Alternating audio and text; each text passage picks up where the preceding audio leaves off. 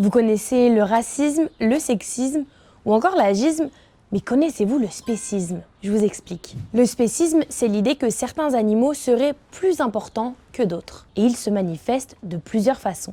D'abord, on peut accorder moins d'importance à certains animaux simplement parce qu'ils ne sont pas valorisés par les humains. Par exemple, on peut ignorer la souffrance d'un cochon parce qu'on le considère comme de la nourriture. Ensuite, on peut s'autoriser l'exploitation des animaux à nos fins. L'alimentation, la destruction de certains habitats, les expériences scientifiques et j'en passe. Et d'ailleurs, le spécisme se retrouve même dans la langue française. Maltraiter les animaux, ça soulève certaines émotions qui sont inconfortables. On va dire que on mange du bœuf et non un bœuf ou une vache. Donc la langue française porte une forme d'invisibilisation des animaux. Mais une question me trottait par la tête lorsque j'ai pensé à ce sujet. Est-ce que le spécisme varie selon les cultures? Selon Virginie Simoneau-Gilbert, la réponse est oui. Le spécisme est tout à fait culturel, c'est-à-dire que par exemple en Inde, la vache, c'est un animal qui est sacré. Dans l'hindouisme, en tout cas, elle a une valeur sacrée, alors qu'en Amérique du Nord ou ailleurs en Occident, ben, les vaches sont pas considérées comme des animaux sacrés. Le terme spécisme a été popularisé en 1975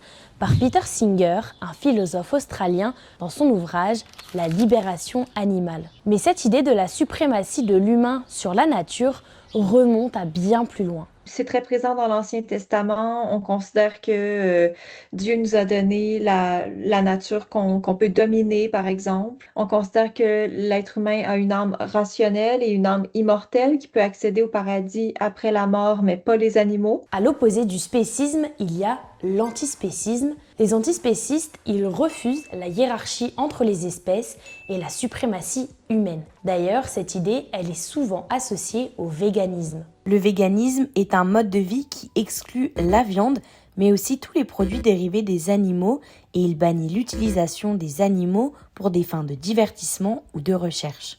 En bref, le spécisme ne concerne pas seulement la distinction entre les espèces animales, mais aussi la façon dont on se positionne par rapport aux vivants.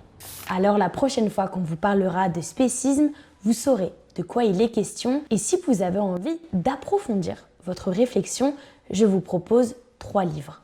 La planète des singes de Pierre Boulle, Les animaux aussi ont des droits de Boris Cyrulnik et évidemment La libération animale de Peter Singer.